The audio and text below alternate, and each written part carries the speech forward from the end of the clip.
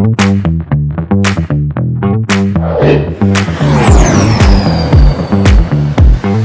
Hi, நான் தமிழ்ச்செல்வன். உங்களுக்கு தினமும் ஒரு டிப்ஸ் கொடுத்துட்டே வரலான்னு இருக்கோம். எல்லாருக்கும் ஹாய். இந்த வீடியோவில் என்ன பார்க்க போகிறோன்னா, எல்லாருக்கும் ஹாய். பப்ளிக் எக்ஸாம் ரொம்ப இம்பார்ட்டண்ட்டான எக்ஸாம். எங்களோட 10 வருஷம் எக்ஸ்பீரியன்ஸை வச்சு உங்களுக்கு தினமும் ஒரு டிப்ஸ் கொடுத்துட்டே வரலான்னு இருக்கோம். என்னென்ன பண்ணணும், என்னென்ன பண்ணக்கூடாது பப்ளிக் எக்ஸாமில் அப்படின்னு சொல்ல போகிறோம். இது எல்லாமே நீங்கள் தெரிஞ்சுக்கிட்டீங்க அப்படின்னு வச்சுக்கோங்களேன். இப்போ உங்களால் பாஸே பண்ண முடியாத ஸ்டூடெண்ட்ஸால் பாஸ் பண்ண முடியும். இல்லை நான் பாஸ்லாம் பண்ணிடுறேன் நீங்கள் நினச்சிங்கன்னா உங்களால் நல்ல மார்க்கும் எடுக்க முடியும். இல்லை நான் நல்லா தான் படிப்பேன் நீங்கள் நினச்சிங்கன்னா உங்களால் சென்டம் எடுக்க முடியும். அந்தளவுக்கு நாங்கள் சொல்ல போகிறோம். ஒரு நாளைக்கும் என்ன பண்ணணும், என்னென்ன பண்ணக்கூடாதுன்னு சொல்லிட்டு ஒரு நாளைக்கும் ஒரு வீடியோ கொடுத்துட்டே இருக்க போகிறோம். சேனலை கண்டிப்பாக இப்போவே சப்ஸ்கிரைப் பண்ணிக்கோங்க. கண்டிப்பாக சொல்கிறேன், இது எல்லாமே உங்களுக்கு செம்ம யூஸ்ஃபுல்லாக இருக்க போகுது. பப்ளிக் எக்ஸாம் எழுத போகிறவங்களுக்கு first advice, attend all the questions. எல்லா கொஷினும் அட்டன் பண்ணுங்கள்.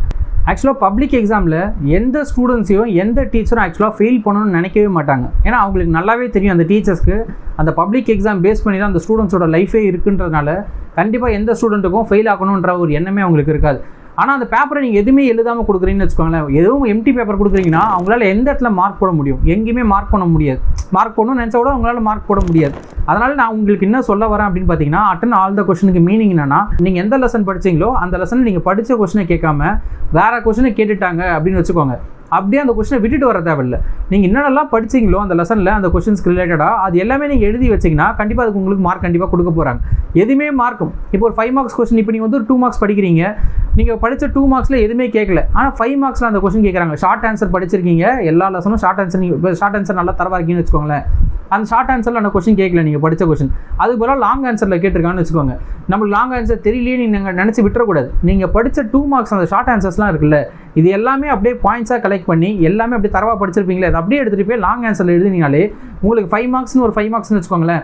5 மார்க்ஸ் கொஸ்டினுக்கு 5 மார்க்ஸ் போடும், ஒரு 3 மார்க்ஸ் ஆச்சும் போடுவாங்க. கண்டிப்பாக உங்களுக்கு வந்து எந்த கொஸ்டினையும் அடித்து போட போகிறதில்ல. ஏதோ எழுதியிருக்காங்க, ப்ரெசன்டேஷன் நல்லா இருக்குது, அடித்தல் திருத்தலில் மிஸ்டேக்கும் எதுவும் இல்லை, ஸ்பெல்லிங் மிஸ்டேக்லாம் எதுவும் இல்லைன்னு தெரியுதுன்னு வச்சுக்கோங்களேன். அந்த 5 மார்க்குக்கு ஒரு 3 மார்க்காச்சும் கொடுக்க போகிறாங்க.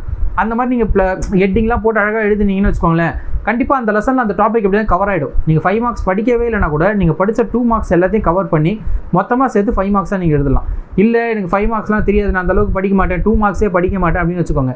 நீங்கள் 1 மார்க்ஸ் நல்லா ஸ்ட்ராங்காக இருக்கீங்கன்னா நீங்கள் படித்த 1 மார்க்ஸ் எல்லாம் கூட அந்த 2 மார்க்ஸ் அந்த லெசன் கேட்கும்போது அந்த 2 மார்க்ஸை கூட நீங்கள் யூஸ் பண்ணிக்கலாம்.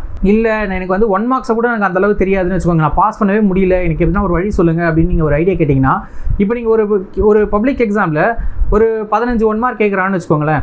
உங்களுக்கு இருக்கிறது வந்து ஒரு 8 லெசன் இருக்குன்னு வச்சுக்கோங்க. அப்போ 15 1 மார்க்னா ஒரு லெசன் வந்து 2 1 மார்க் கேட்க போகிறாங்கன்னு அர்த்தம். அந்த 2 1 மார்க் அப்படியே தூக்கிட்டு போயிட்டு நீங்கள் 2 மார்க்ஸில் அப்படியே எழுதுனீங்கனாலே, ஆனால் அந்த 1 மார்க்ஸ் ஆன்சர் தெரிஞ்சிருந்துச்சுன்னா அதை அப்படியே எழுதுனீங்கன்னா உங்களுக்கு 2 பாயிண்ட்ஸ் வந்துருச்சு.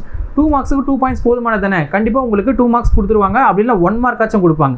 இதை நீங்கள் அப்படியே 5 மார்க்ஸ்க்கும் பண்ணலாம், 4 மார்க்ஸ்க்கு பண்ணலாம். அப்படியே உங்களுக்கு எந்தெந்த கொஷனுக்குலாம் தெரியுமோ விட்டுட்டு வராமல், அந்த கொஷனுக்கு தெரியாது அப்படின்னு விட்டுட்டு வருவா, அந்த லெசன் படிச்சிருப்பீங்க இல்லை, அந்த லெசனில் படித்த கொஷின்ஸை எல்லாமே கலெக்ட் பண்ணி 5 மார்க்ஸாக எழுதலாம். இல்லை நீங்கள் படித்த 1 மார்க்ஸ் எடுத்து 2 மார்க்ஸாக எழுதலாம். இல்லைனா இதுவே படிக்கவே இல்லைன்னா நீங்கள் கொஷின் பேப்பர்லேயே பார்த்தீங்கன்னு வச்சுக்கோங்களேன், நீங்கள் கொஷின் பேப்பரை ஃபுல்லாக கிளான்ஸ் பண்ணிங்கனாலே ஏதோ ஒரு ஆன்சர் அங்கே இருக்கும். அது கொஷின் பேப்பர்லேயே ஆன்சர்ஸ் இருக்கும். நீங்கள் கொஷின் பேப்பர் நல்லா பார்த்தீங்கன்னா ஏதோ உங்களுக்கு தெரியாத கொஷனுக்கு அந்த கொஷின் பேப்பர்லேயே எங்கன்னா ஒரு இடத்துல ஆன்சர் இருக்கும், அதை வச்சு கூட நீங்கள் எழுதலாம். நீங்கள் வந்து 1 மார்க்ஸை நீங்கள் என்ன பண்ணுங்கள், 2 1 மார்க்ஸை அந்த ஆன்சரும் தெரியும் அப்படின்னா அதை 2 மார்க்ஸ் கூட நீங்கள் யூஸ் பண்ணலாம். இந்த ஐடியாலாம் யூஸ் பண்ணுங்கள். வரப்போகிற வீடியோஸ் எல்லாமே ஒன்றும் சூப்பராக இருக்கும் போது சேனலை கண்டிப்பாக சப்ஸ்கிரைப் பண்ணிக்கோங்க. எல்லாருக்கும் ஆல் தி பெஸ்ட்.